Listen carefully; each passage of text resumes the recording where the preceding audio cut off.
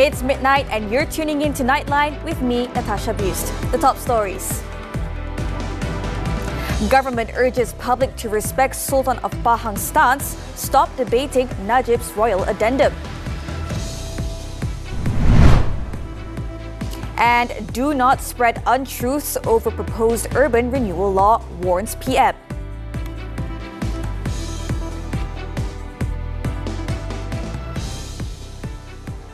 Muslims in Malaysia will begin their Ramadan fast on Sunday. Keeper of the ruler's seal, Tan Sri Syed Daniel Syed Ahmad, in a live television broadcast, said the date was set by the order of the Yang di-Pertuan Agong, Sultan Ibrahim, after being consented to by the Conference of Rulers.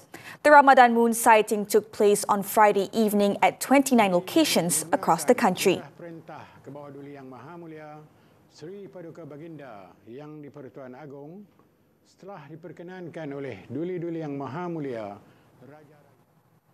The government hopes the public will respect the legal process and refrain from disputing or debating the royal addendum regarding former Prime Minister Datuk Seri Najib Razak's pardon. In a media briefing, government spokesman Fahmi Fazil expressed hope that the public will allow the process to proceed without interference.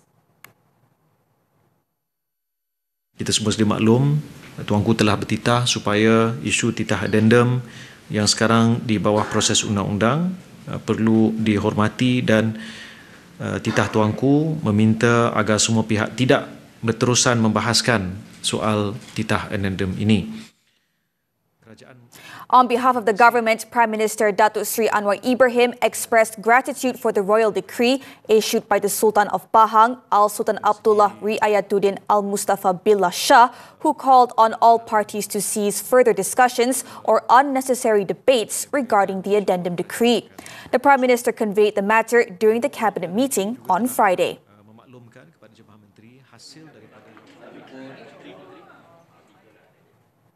Earlier, Al-Sultan Abdullah called for a stop to further discussions regarding the addendum decree.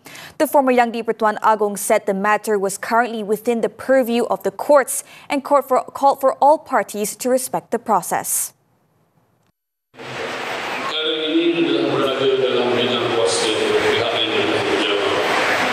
Oleh itu, semua pihak perlu menghormati proses setiap undang-undang yang telah ditetapkan dan tidak menimbulkan sebarang kekeliruan.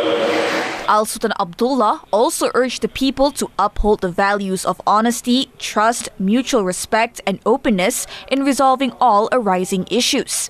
His Highness cautioned against exaggerating issues to the point where they threaten societal harmony and urged everyone to consider the long-term impacts of their actions on peace and unity. Datuk Seri Anwar Ibrahim has issued a stern warning against misusing the freedom of assembly and speech to spread falsehoods and deception. The Prime Minister described the planned protest against the Urban Renewal Act, or URA, as unreasonable, emphasizing that any concerns raised should be valid and justifiable. Isu bela munasabah, ni isu pembangunan bandar, pemulihan bandar. Kita nak tolong penghuni-penghuni yang miskin, ya, majoriti Melayu. Jadi kawasan itu kita nak bangunkan semula. Yang nak bantah sebab apa? The Prime Minister said the government will use the necessary legal provisions to ensure that redevelopment projects proceed in the best interests of the people. Saya tidak mahu umpamanya dengan seluruh pembangunan sekarang kita ketepikan, ya, atau sisihkan kedudukan orang-orang yang miskin. Jadi tanggungjawab kita gunakan undang-undang ini untuk push laksanakan pembangunan semula. On Thursday, Anwar reiterated that the original land status, whether Malay Reserve or any other classification, would remain unchanged, and said that claims suggesting it would lead to the seizure of Malay Reserve land were false. Meanwhile, speaking on another matter, the Prime Minister has expressed appreciation to the Malaysian Muslim Restaurant Owners Association, PRESMA, for implementing a price reduction initiative for beverages with less or no sugar. Dia tak ada gula, kurang gula, harga turun. Sekarang ni kadang ada gula, tak ada gula, harga teh, kopi sama. Jadi dia bedakan. Jadi kita kempen kurang gula. Last year, the government introduced the Less Sugar, Lower Price campaign to raise public awareness about the importance of a healthy diet by reducing daily sugar intake. The Election Commission, EC, will hold a special meeting on March 7th to discuss and determine the key dates for the Ayer Kuning state seat by-election. Its secretary, Dato' Ikmalruddin Ishak, in a statement, confirmed that the Commission has received a notice from Perak Speaker, Dato' Muhammad Zahir Abdul Khalid, regarding the vacancy in the state constituency. Muhammad Zahir officially submitted the notice to State EC Director Muhammad Nazri Ismail at the Bangunan Perak Darul Rizwan on Friday. So berkenaan dengan itu, selaras dengan perkara 36/5 Undang-Undang Tubuh Kerajaan Perak Darul Rizwan, kekosongan luar jangka ini hendaklah diisi dalam tempoh 60 hari dari tarikh dipastikan oleh Suruhanjaya Pilihan Raya kekosongan itu berlaku. The Ayer Kuning state seat became vacant following the death of its incumbent, 59-year-old Isham Shahruddin, on February 22nd. Isham, a first-term assemblyman, collapsed while participating in a friendly football championship in Georgetown, Pulau Pinang, and was pronounced dead at the Pulau Pinang hospital. In the 2022 general election, Isham polled 9,088 votes and won by a 2,213 vote majority, defeating Amanah's Muhammad Nazri Hashim, PAS's Muhammad Nur Farid, PSM's KS Bawani, and Pejuang's Mazia Salim. The Malaysia Competition Commission, MYCC, has fined 8 companies a total of more than 92 million ringgit for their involvement in a government tender cartel. The case involves 3 tenders worth 474 million ringgit in 2019. According to MYCC Chief Executive Officer Iskandar Ismail, the tenders include 3 packages under the Central Spine Road project managed by the Public Works Department in Kelantan and Pahang, as well as the Sungai Buloh Flood Mitigation Plan project. Investigations revealed that a single company operated as the cartel's central hub, coordinating bid submissions. Penyiasatan mendapati bahawa percaturan untuk membida tender dilakukan melalui perkongsian maklumat melalui email, mesyuarat dan penyediaan dokumen tender secara fizikal di premis pintas utama. Iskandar stated that the 8 companies were found to have been in violation of the Competition Act. The companies must settle the penalties within 30 days or appeal the decision at the Competition Appeal Tribunal. Meanwhile, MyCC confirmed that it is not conducting any investigation into alleged rice cartels, as no bid rigging was identified in its recent study. Menteri telah menyebut kata tiada isu nampak amalan anti persaingan apa yang dikatakan dalam parlimen tu. So jadi kami tidak menyiasat mana-mana pihak lah. Ya. Kami menyediakan kajian am tu saja. The statement comes in response to remarks made by Domestic Trade and Cost of Living Minister Dato' Armizan Muhammad Ali, who stated that MyCC has not identified any anti-competition practices or violations in its study of the rice and paddy industry. 6 former University Pertahanan Nasional Malaysia UPNM students escaped the death penalty and were sentenced to 18 years in prison on Friday for the murder of Navy Cadet Officer Zulfarhan Osman Zulkarnain 8 years ago. This came after the federal court restored the High Court's decision in 2021, which found them guilty under the Penal Code for causing Zulfarhan's death without intent to kill him. The accused, now aged 29, are Muhammad Akmal Zuhairi Azmal, Muhammad Azamuddin Madsofi, Muhammad Najib Muhammad Razi, Muhammad Afif Najmuddin Azahat, Muhammad Shobirin Sabri, and Abdul Hakim Muhammad Ali. All 6 had previously sought to overturn their convictions and death sentences imposed by the Court of Appeal. The panel, led by Chief Judge of Malaya, Datuk Sri Hasna Muhammad Hashim, with Federal Court Judges Datuk Nordin Hassan and Datuk Abdul Karim Abdul Jalil, in a unanimous decision, allowed the sextet's final appeal to set aside their conviction and sentence imposed by the Court of Appeal. The panel ruled that the prosecution failed to prove beyond reasonable doubt that Zulfarhan's injuries were the direct cause of his death. The panel then upheld the 18-year prison sentence previously imposed by the Kuala Lumpur High Court in 2021. The sentence took effect from the date of arrest on June 1st, 2017.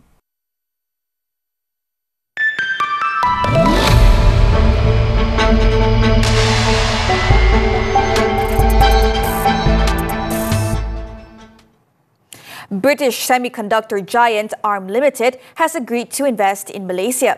Prime Minister Datuk Seri Anwar Ibrahim announced that the agreement between the government and the company is scheduled to be signed next week. Pagi tadi memang saya sempat cakap dengan ARM ya, dan pelabur 95% ARM ini adalah Masayoshi Son. Dan cakap dengan dia dan dia minta supaya ARM diterima dengan beberapa peraturan kita dan kenapa kita setuju pada dasarnya dan mungkin minggu depan dapat kita urus bereskan. Dan dia juga setuju ARM Limited is known for its cutting-edge semiconductor design and manufacturing, among the most advanced in the world. The investment from the tech firm has been driven by Malaysia's political stability and clear government policies.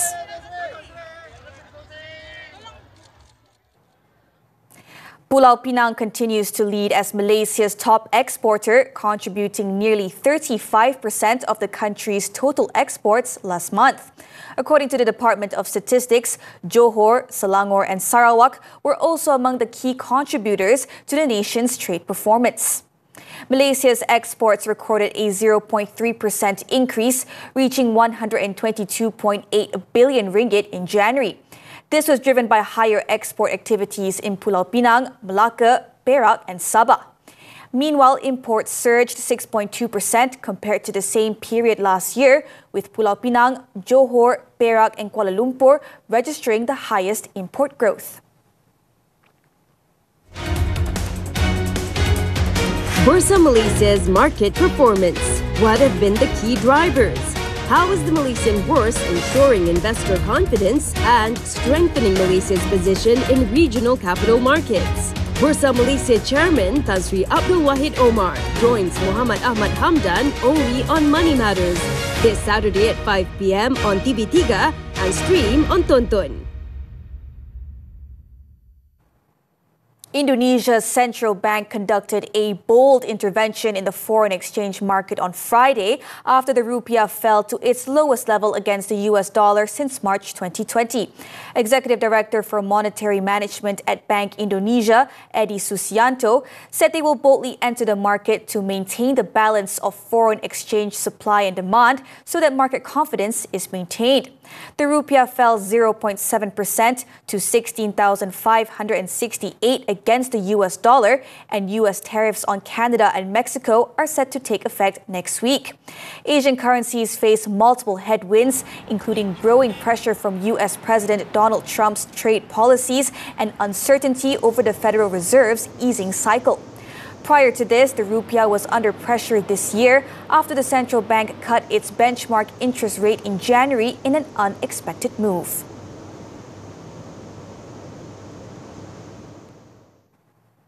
Meanwhile, China on Friday vowed to take all necessary countermeasures after Trump said he would impose an additional 10% tariff on Chinese imports. Its foreign minister, Lin Jian, warned that the new tariffs would seriously impact dialogue between the two countries. 威胁对中国输美产品加征关税，中方对此强烈不满，坚决反对，将采取一切必要措施，坚定维护自身的正当利益。中方反复声明，贸易战、关税战没有赢家。 Trump's latest move will come into effect on Tuesday alongside sweeping 25% levies on Canadian and Mexican imports, intensifying a brewing trade war between the world's two largest economies. Following this, China's leadership will convene next week to hammer out plans to shield its economy from Trump's threats.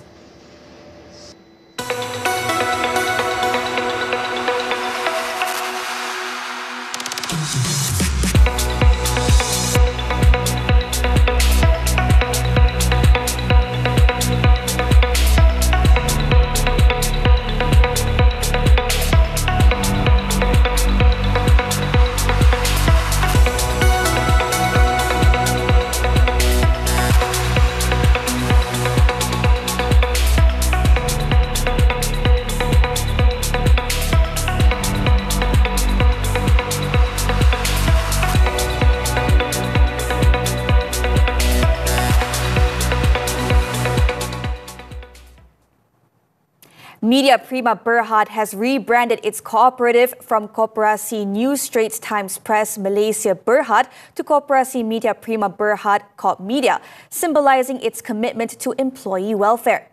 Media Prima Group Chairman Datuk Sri Dr. Syed Hussein Al-Junid said the change represents more than just a new name, as it underscores the company's commitment to its employees, especially cooperative members who have contributed to its growth over the years. Speaking at the launch in Balai Berita Bangsar on Friday, he expressed hope that the rebranding would foster greater trust and participation among employees. He said the cooperative is vital in supporting the financial well-being of its members, such as through salary deductions, where members can save a portion of their income, benefiting not only themselves but also others in need.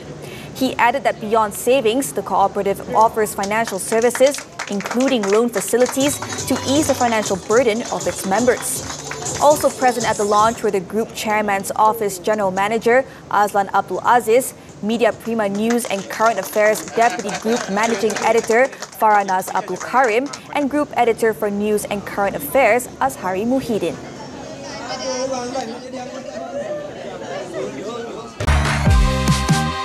Salam Ramadan. Mari kita indahkan memori Ramadan dengan meluangkan masa bersama keluarga. Kerana setiap saat adalah kenangan berharga yang tidak terlupakan. Semoga Ramadan yang penuh keberkatan ini menyatukan hati kita sekeluarga. Salam Ramadan daripada kami di TV3. Sihat tapi sedap.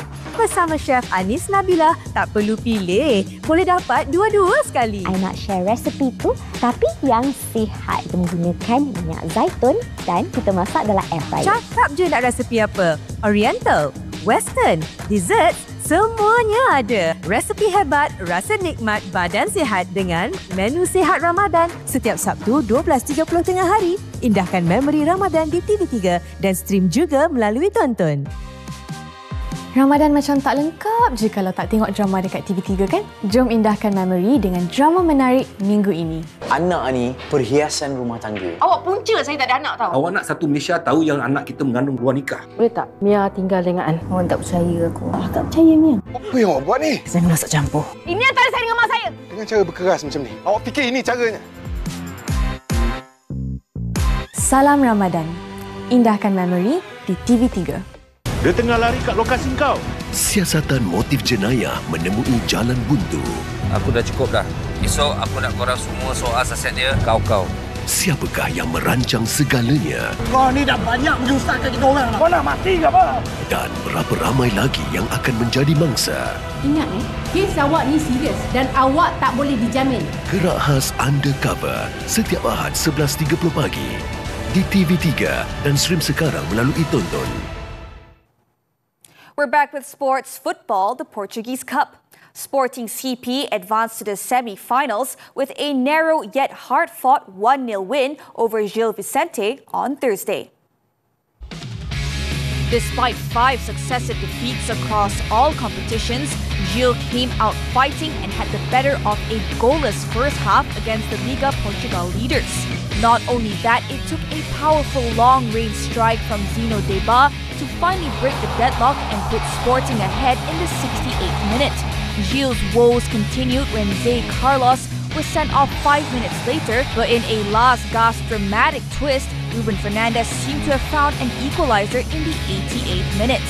However, VAR ruled his goal offside after determining Fernandes was just 3 centimeters off the line, handing Sporting the 1-0 victory. Sporting will next face Rio Ave with the first leg set to take place at Avelade and the return fixture scheduled for Vila do Conde in April.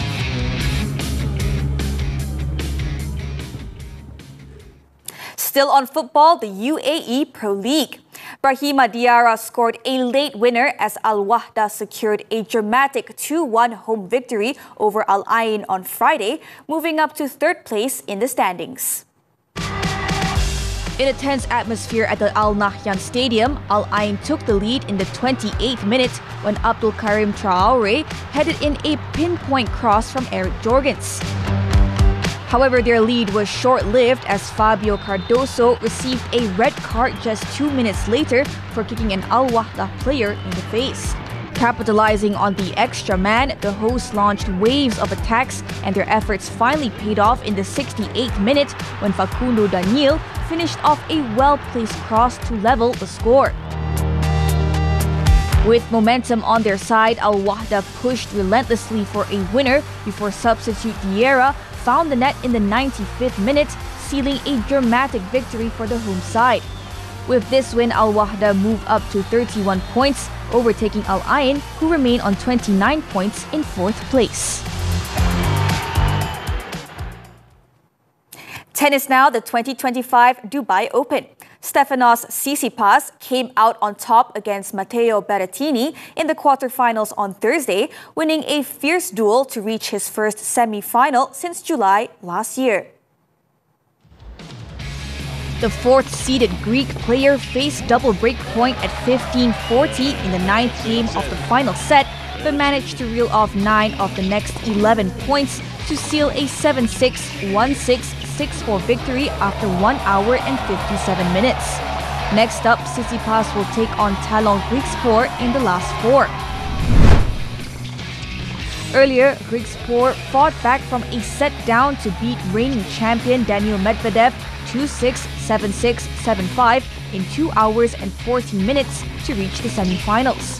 The victory marked the Dutchman's first entry to the semi-finals of the ATP 500 event after he fought through 4 match points against Medvedev.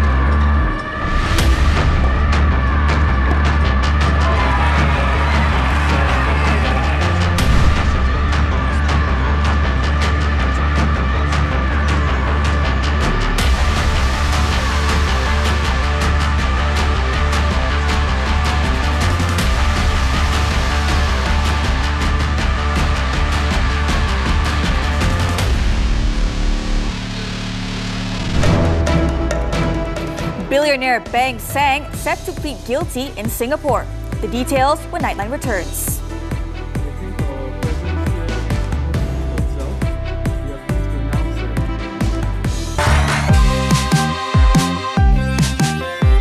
Di bulan yang penuh rahmat ini, marilah kita indahkan memori Ramadan dengan menyebarkan kebaikan kerana setiap detik adalah peluang untuk kita mendekatkan diri kepada Yang Maha Esa. Ramadan Mubarak untuk semua daripada kami di TV3.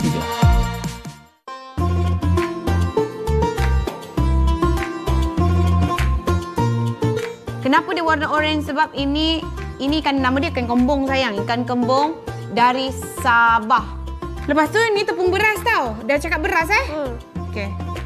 Jangan lupa saksikan anak mama masak apa tu? Ahad ini jam 7 malam hanya di TV3 dan stream juga melalui Tonton. Dulu saya tak tahu sukan ni apa, tak tahu main. Tiba-tiba masuk dalam kelab, excited. Lompat sana, lompat sini. Saya nak jadi macam bapak saya. Bagi saya, dia kopi saya 100%. Memang ada benda yang saya buat dulu, sama je dia buat sekarang. Di sinilah peristiwa berdarah pembunuhan beramai-ramai parit sulung telah berlaku. Lieutenant Ben Hackney telah membuat pengakuan di Mahkamah Antarabangsa dan kemudian barulah satu pasukan daripada Australia cuba mencari kesan kegagalan daripada peristiwa tersebut. Orang lain kalau mak bapak dia dipanggil ke sekolah sebab anak dia cemerlang. Sampai bila nak buat masalah macam ni, Jad? Bulan ni saja 3 kesalahan nak buat. Ibu, stokan adik hilang. Ini tak ada kerja orang lain lah. Memang kerja dia lah ni. Ijat nak babah ambil ijat sekarang juga. Kalau tak apa? Kalau tak apa, Ijat? Seharum Firdausi, Sabtu ini 10 malam. Indahkan memori Ramadan di Cereka Rama TV3 dan stream sekarang melalui Tonton. Seorang isteri ni kena utamakan suami. Kena aku suka, tak suka ke, kena aku. We're back with news on the foreign front. Malaysian billionaire Ong Beng Seng is set to plead guilty on April 2nd to 2 charges linked to the Corrupt Practices Investigation Bureau, CPIB's probe into former Singapore Transport Minister S. Iswaran. Ong's decision to plead guilty was reflected in an update on the court's case management system following a pre-trial conference on Friday. The 79-year-old was previously charged on October 4th last year with abetting a public servant in obtaining gifts and with abetting the obstruction of justice. Court documents state that Ong allegedly instigated Iswaran in December 2022 to accept a valuable item, specifically a flight from Singapore to Doha on Ong's private jet, valued at over 34,000 ringgit. He also allegedly alerted Iswaran that the CPIB had seized the flight manifest for the trip, prompting the former minister to ask Ong to bill him for the flight in an attempt to avoid investigation. The tycoon was among several individuals called up by the CPIB during its probe into Iswaran. Meanwhile, the former minister faced a total of 35 charges, most of which involved Ong. However, the Attorney General's chambers has stated that no additional charges will be brought against Ong in relation to Iswaran's case. Iswaran was sentenced to 12 months jail on October 3rd for, among other offences, accepting valuable gifts from Ong.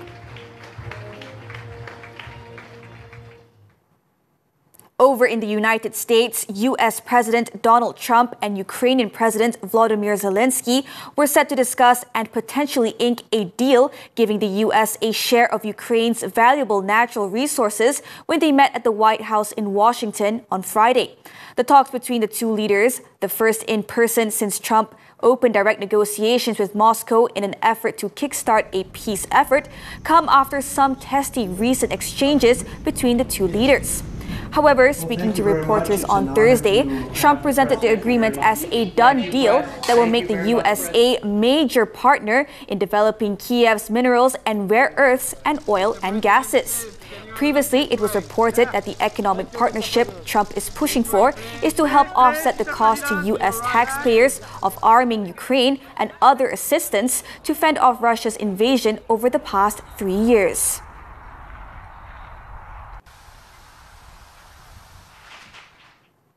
Israel on Thursday said it will implement what it called safety restrictions at the Al-Aqsa Mosque compound during Ramadan, where hundreds of thousands of Palestinians come to pray at the third holiest site in Islam located in East Jerusalem, a sector of the holy city occupied and annexed by the Zionist regime. This year, Ramadan coincides with a fragile ceasefire in Gaza, which has largely halted fighting after a devastating war that has left tens of thousands dead in the Palestinian territory. According to Israeli government spokesman David Mencer, the usual restrictions for public safety will be in place as they have been every year. Last year, only men aged 55 and older and women over 50 were allowed to enter the mosque compound for security reasons, while thousands of Israeli police officers were deployed across Jerusalem's old city. Meanwhile, more than 100,000 students have enrolled in schools across the Gaza Strip since the new academic year began on February 23rd. United Nations UN spokesman Stefan Dujarric said to date 165 public schools have reopened in Gaza, with most students returning to in-person learning for the first time in 16 months. Palestinian figures show that 85% of schools in Gaza have been rendered inoperable due to Israeli bombardment. Dujarric further described the situation across the occupied West Bank as deeply alarming and said Israeli forces' operations continued in Jenin, Tulkarm and Tubas, leading to further casualties and displacement. To date, at least 12,800 students and 800 teachers and administrative staff have been killed, while 1,166 educational establishments have been destroyed by the Zionist regime.